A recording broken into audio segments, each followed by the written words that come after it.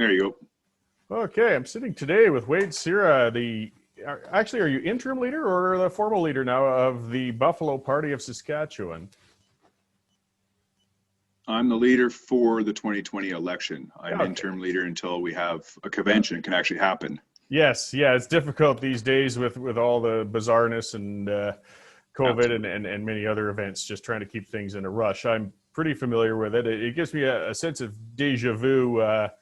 When I was 29 years old, I led the Alberta Independence Party into an election against Ralph Klein, where we got slaughtered.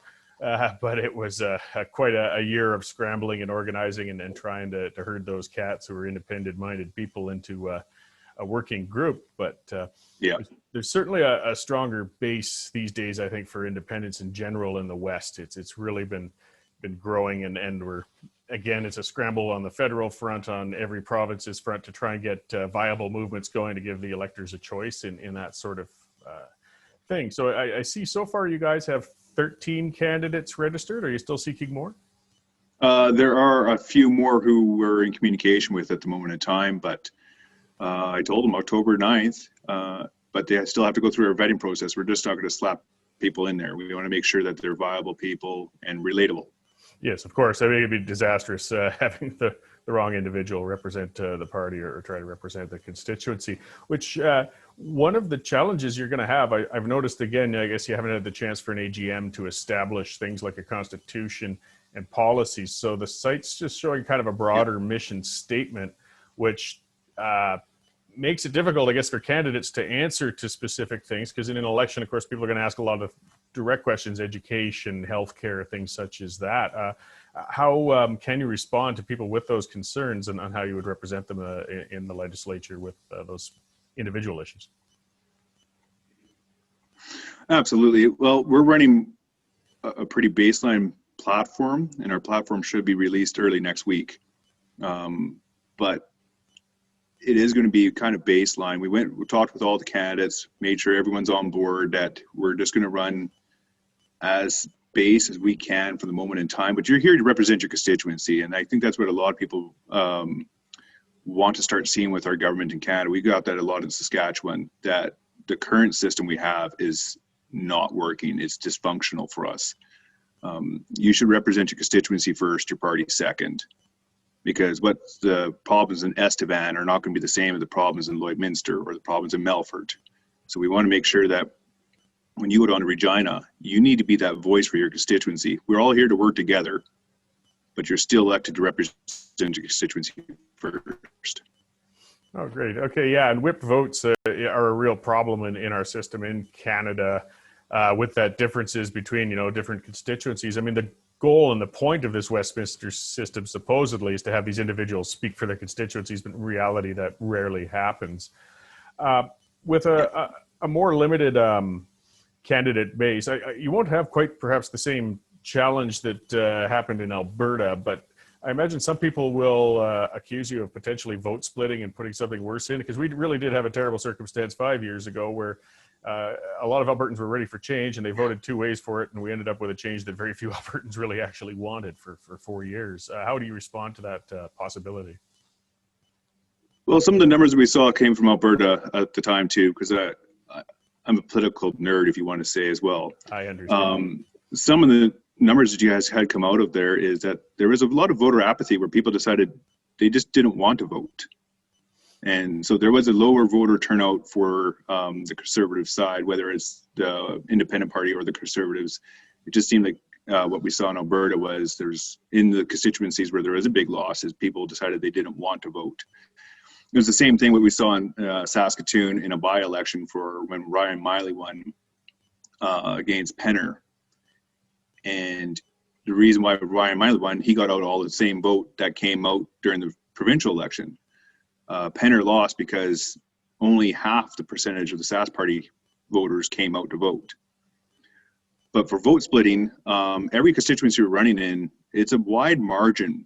So even if in my constituency of Warman-Martensville, if I divide my vote in half, the NDP still need to find between 1,500 to 2,000 more voters just for them to have a chance to even challenge us. And that's going to be across the board in all our constituencies that we have 12 candidates. and say we did a vote split, say the unbelievable happened, that we had less voter turnout, but the NDP have all their voter turnout. We have 12. They currently have 13 seats. That's 25 seats. And then the Sask party still have full majority of the province. Yeah, so it's not running at a level where that's much of a concern, I guess, except for perhaps some individual constituencies. But at least it's something to respond to people with on those. So a real challenge you guys have this time around is with conventional campaigning. I mean, for up-and-coming parties, getting out face-to-face with the constituents and voters, you know, the old way and the effective way was to go door-to-door and knock and meet the people. But not everybody's welcome to have somebody show up at their door and chat with them after they've shaken 100 hands that day potentially. So how are you guys working to get around that, to reach out and connect with the potential voters right now? We're still going door to door. The rules that we have right now in Saskatchewan for door to door canvassing is that you can go up to the door, put your flyer into their mailbox, ring their doorbell or knock on the door and step back down the steps. And then you talk to them and you just tell them that, hey, I put something in your mailbox. Now, if they grab it or not, that's another thing. And it's the same thing as if you put it in their hands when they walk into the door, they're just going to throw it into the garbage. So there's still a door-to-door canvassing, but it's not up close and personal as much anymore. We're down at the bottom of the steps. So, and even going around and having some meet and greets, they were successful, but there is also a limitation to the success on them because you're only allowed 30 people in a room at one time now too. So that really limits on how many people we can talk to. And it's going to be tough on everyone. It's just not our party. It's every party is having it tough right now. Our party is at a handicap because we're doing what most parties do in 2, 3, or 4 years. We're trying to do it in 6 months and run an election. So we are under the gun, but we're already seeing a positive impact. Well, good. It's a workout. I mean, something that's important is having that other option out there, at least to bring up subjects of discussion that the incumbent candidates might not have wanted to touch in the first place as well. Like something as I've been involved in a lot of smaller parties in the past, you can't understate the importance of having that other voice in there. Even if you don't necessarily win the seat, you can set the tone of the election. You can get commitments from the winner on things down the road. And of course, the other thing is you're establishing your party and getting people to know them. It's an opportunity. Do you have any events coming? As you said, you've got a limitation on the amount of people gathered in one spot, and then that's difficult. Not everybody necessarily wants to come out, but are there going to be some things coming up in the next few weeks as this election progresses? Or? As election progresses, we are talking about doing a quick little spot around the province, maybe a week long, as 12 candidates, and is running all over the province. It is a bit of highway time, but if I can hit 3 or 4 towns a day and just do quick a bunch in 1 week from Monday to Friday, and then get back in my constituency. My constituency is different than most of the other constituencies. I am an urban constituency. You got 2 cities plus a town, and almost everyone in those areas work in Saskatoon. So the best time to knock on their doors is Saturday and Sundays. So it gives me a little bit more time to move around in the province during the week. So we are talking about doing a couple things throughout the week. Great. So how have people been receiving your campaign so far in general, with those you've been meeting and folks who've been responding to your presence? The people I've been talking to so far up in Warren, Martinsville and Osler, there is a positive.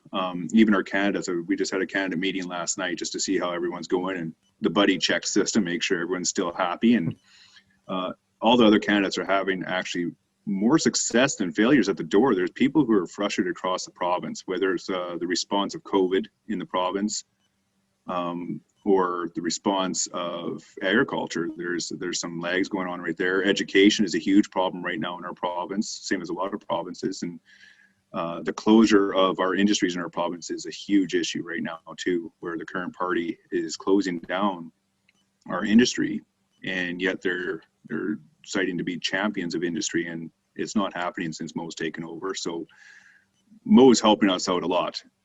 He's showing that he's not Brad Wall, which was to be expected. Brad left, and there's going to be someone new, and it always changes things. But he's really showing there's a whole different change in that shift in that party. So. Okay, great. Well, and then of course you got that big looming Ottawa factor there as well that all of us in the West are dealing with, and it's time to show some pushing back, and that we've had enough of it. So I really hope you guys get a good showing in some ridings. I mean, just that in itself will help perhaps wake some people up and realize that some individuals have had enough.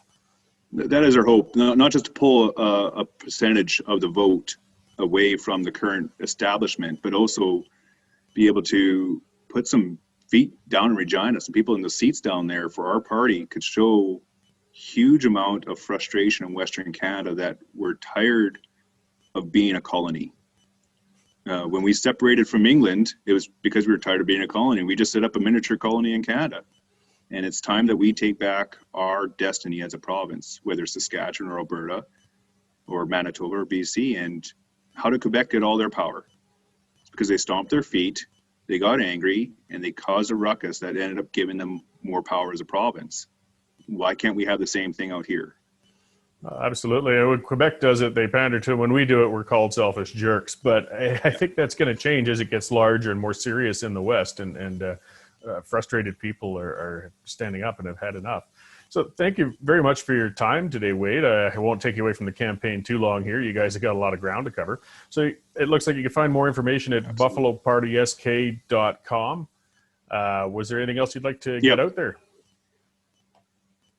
At this moment in time, I think that's our biggest thing right now is getting out there. We're getting free publicity too. So on radio stations who are saying we're irrelevant, and all of a sudden we become very relevant because people are calling in and giving them a hard time because they're saying we're irrelevant. So we're getting a lot of good publicity going on. And yeah, the best thing to do is go to our website. You can contact all the candidates, and we're more than happy to contact you back. So great. Well, thanks again, Wade, and I'm sure we'll talk again at some point. Absolutely. Thank you very much for your time.